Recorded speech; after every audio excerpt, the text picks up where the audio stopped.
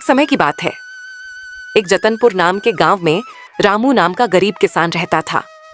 उनके घर में उनकी पत्नी बबीता और उनकी 16 साल की लड़की एक साथ रहते थे। रामू को सिर्फ खेती करनी आती थी।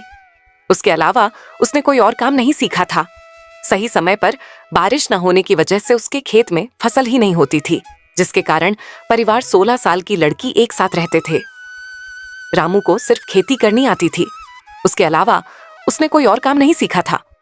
सही समय पर बारिश न होने की वजह से उसके खेत में फसल ही नहीं होती थी, जिसके कारण परिवार चलाना बहुत कठिन हो रहा था। एक दिन बबीता ने कहा, सुनिए जी, आज घर में कुछ भी नहीं है। मुझे कुछ समझ नहीं आ रहा कि अब मैं क्या करूं। अरे बबीता, तुम चिंता मत करो, मैं कुछ करता हूँ। बस इतना कह के रामू घर से चला जाता है। रास्ते में, हे राम, यह कैसा समय आ गया है प्रभु। मेरे घर में राशन का एक दाना तक नहीं है। चलो, मैं और मेरी बबीता तो भूखे पेट रह लेंगे, लेकिन मेरे बेटी का क्या? मैंने तो केवल खेत में मेहनत करना सीखा है, लेकिन उसमें भी बारिश सही समय पर ना होने की वजह से खेत में फसल नहीं हुई।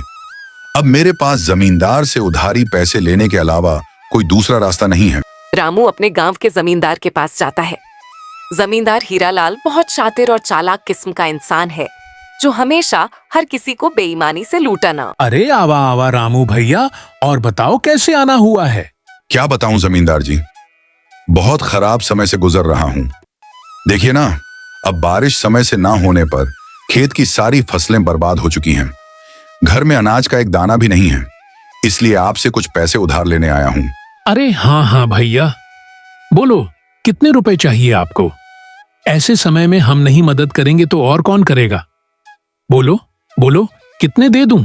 आपका बहुत बहुत धन्यवाद जमींदार जी, लेकिन मैं ज्यादा पैसा उधार नहीं लेना चाहता, इसलिए आप ऐसा करें कि 1500 रुपए दे दीजिए। अरे भैया, ये कैसन बात कर रहे हो?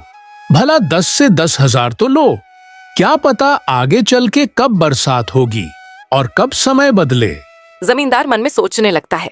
अगर पार्ट 2 देखना है तो कमेंट करें।